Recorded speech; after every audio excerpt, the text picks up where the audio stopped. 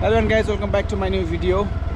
धेरै पछि चाहिँ मैले एउटा फेरि नयाँ भिडियो लिएर आएको छु गाइज। चाहिँ यो भिडियो बनाउनुको मुख्य कारण चाहिँ किन हो भने गाइज चाहिँ अब मैले मेरो युट्युबमा चाहिँ धेरै भयो कि भिडियो नहालेपछि चाहिँ अनि ट्याक्क मेलमा चाहिँ एउटा वार्निङ आयो कि अब तैँले 30 दिनभित्र भिडियो कन्टिन्यू गर्नु छ भने चाहिँ तेरो मोनेटाइजेसन ब्लक गरिदिन्छ रे।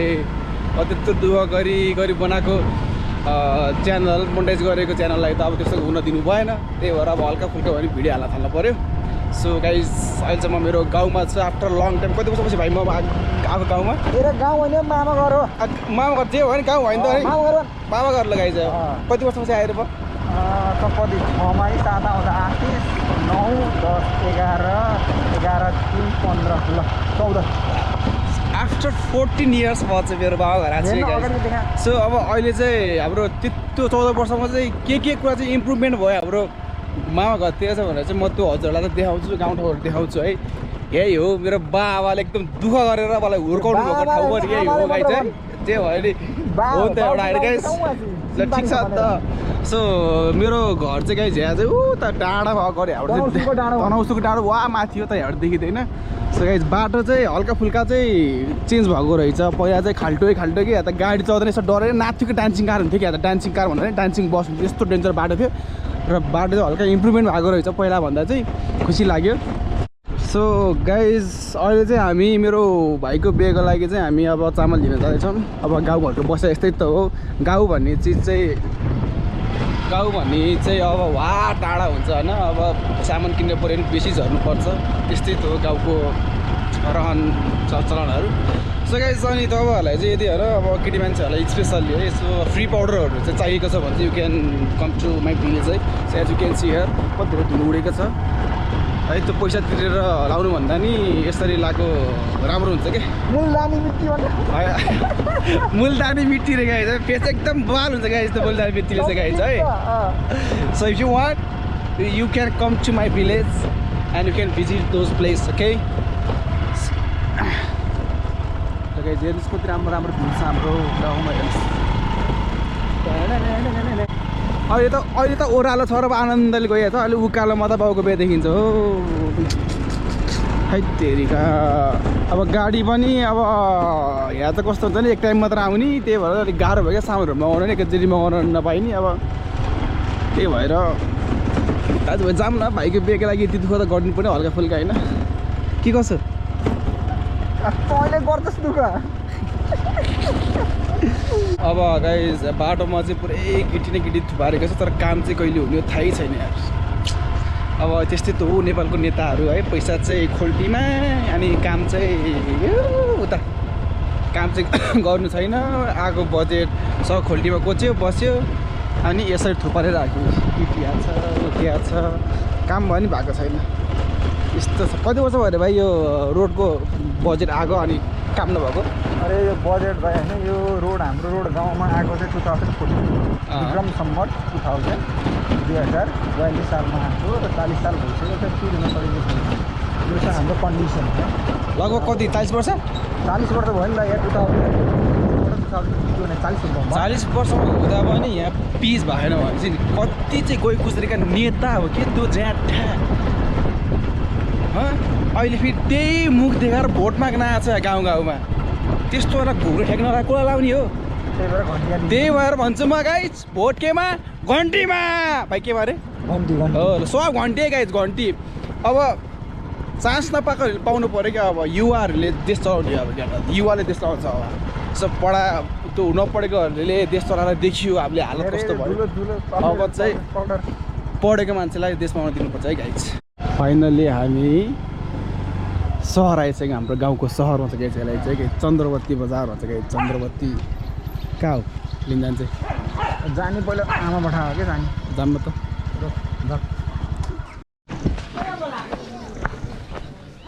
कालालाई अहिले सोध्नुपर्छ भन्दै थेट बाहिर हुँदा त हल्का पनि गोरो भयो थियो। नेपाल आएको 1 महिनामा कालो भयो यार। थेट फेरि गएर गोरो हुनुपर्छ। अब यो चाहिँ मेरो पाजुको घर। यस्तै त गाइज गाउँघरको पसललाई हेर्नुहोस् न यस्तो छ सबजना अल इन वान सब पाइन्छ यहाँ चाहिँ गाई चाहिँ सब पाइन्छ। यही हाम्रो गाउँघरको फुटबल ग्राउन्ड हेर्नुहोस् यहाँ टक्क लगाएर खतरा बनाएको रहेछ।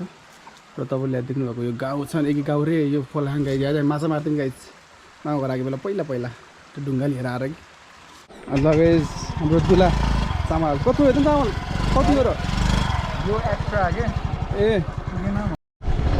हिँड्नु लगाएछ अघि चाहिँ ओह्रालोको बाटो थियो अब चाहिँ उकालोको बाटो सक्यो हाम्रो काम त्यही चामल लिनु मात्र काम थियो अब चाहिँ ल दौडाउँछ मेरो भाइले अब गुटुङ टुङ ल्याएर कालेर फाल्यो थाहा छैन फेरि हेर त धुलो उडाएको जसको बाबुहरूले आम्मामा हो यस्तो ठाडै उकालो केटा यार ठाडै गएल छ बाटोमा ठाडै उकालो ओह्रालो आउँदा त आनन्दले आइन्छ उकालो जानु चाहिँ त्यस्तै हो धुलो खाँदै हावा खाँदै जाने भयो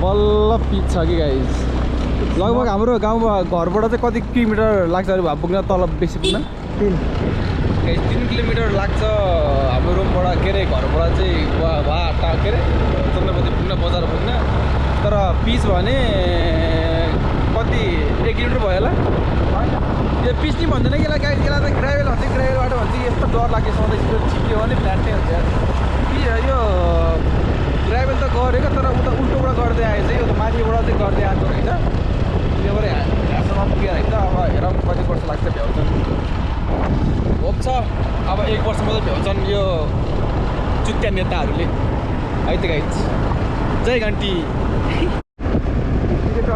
हामी जाँदैछौँ गाइस अब हाम्रो गाउँको घर आउनु लाग्यो गाइस म तपाईँलाई देखाउँछु मेरो गाउँघर कस्तो छ अब त्यही त हो नि के अरे सादा जीवन उच्च विचार हुन्छ नि गाउँकै घर ठिकै आनन्द हावा पनि राम्रो सरर रै कहाँ हो राख राखी जाने वेर वेर ल ल ल अब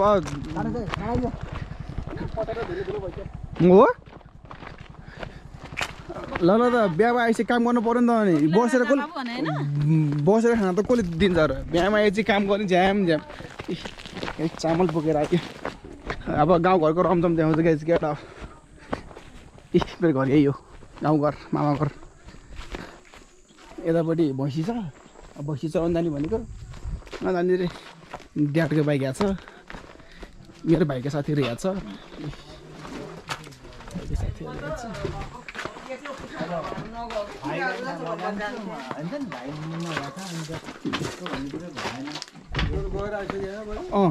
ओह्रालो मात्रै एकैछिन पुगिन्छ लगाइज अब चाहिँ डाँडामा जाने हो त्यहाँ रोटी पिङ छ अरे होइन अब गाउँमा आएपछि रोटी पिङ नखिले त मजा आउँदैन अन्त ल हिँड्यौँ त ल लाग्यो है हामी त हजुर आधा घन्टा आइहाल्यो क्या बाई बाई सियु सुन ए उता जानुपर्छ अरे नानीहरू गाडी चढिसक्यो अरे अब गाडी आउँदैन नि त यता माथि त डुम्रे जानुपर्छ डुम्रे कतिखेर अलिकसम्म त जाने कि कहिले जाने त एउटा बाइकमा त यसमा त म बाइकमा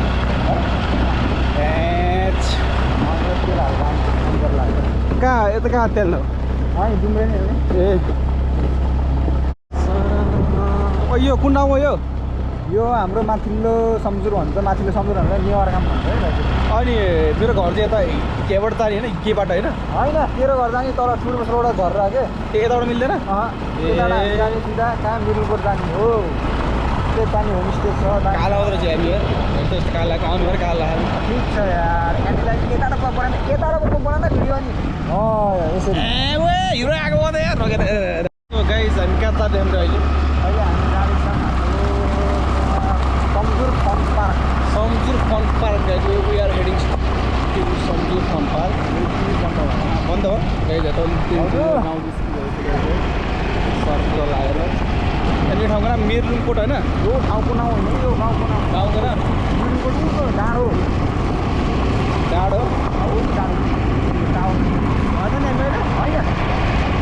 नेपालको झन्डा देख्ने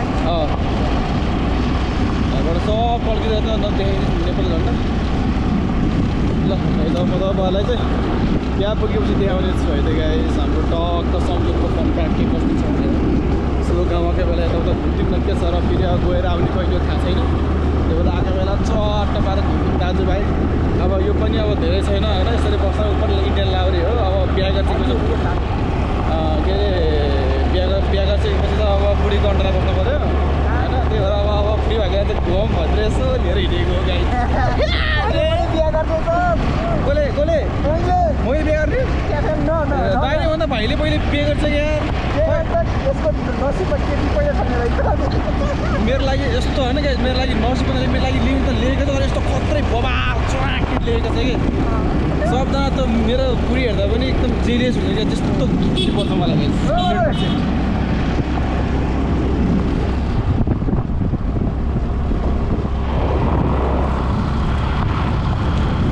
फाइनली गाइज हामी चाहिँ हाम्रो डेस्टिनेसनको नजिक आइसक्यौँ है माथि तपाईँले देख्न सक्नुहुन्छ गाइज मामाहरू पनि छ हो ए मामाहरू हो मामा नमस्ते हेर्नुहोस् कि यार आई लभ सम्झेर आमा तर राम्रो सही सही यत्तिकै हाम्रो नेपालको झन्डा तपाईँले देख्नुहुन्छ त्यहाँ माथि पर्फराइरहेको छ हो चेन्ज गरेको छ नि त नयाँ हालेको यार झन्डा नयाँ हालेको ए हो क्या विवेक गाउँमा आउँछ भने थाहा पाइसकेपछि चाहिँ मान्छेहरूले झन्डा पनि नयाँ हाल्छ गाइज किनकि म त्यतिको इम्पोर्टेन्ट मान्छे हो क्या गाउँबाट यहाँ मामाको गाडी पनि रहेछ गाइज माथि नै हाल्दे लाने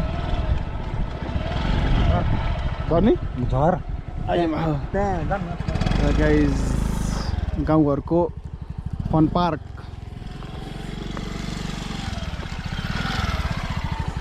उडाइदे यो त बिरो लाग्यो के बिरो यो ओहे आम्मा एउटा खस्यो नि त मोर त होला बाँच्दैन होला हौ एकछिन हाम्रो हेर्दा आइज ल गाइस अब यसो माथि चढौँ थट के बिदिका लाग्यो म त यार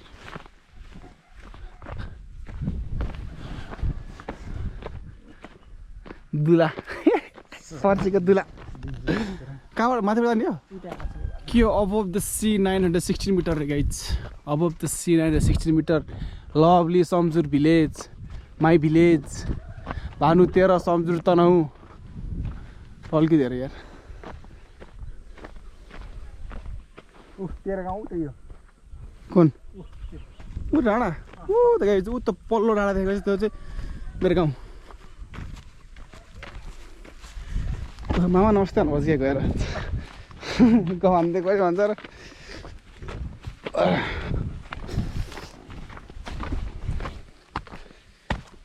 हो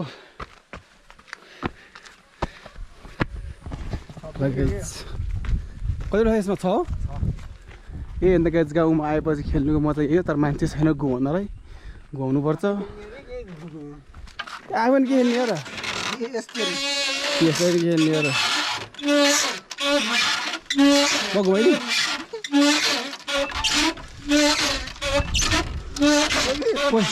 ल अहिले म उता माथि चढ्छु आज त उता माथि चढ्छु हुँदैन झन् सिधा सिधा बिहान झन् पागल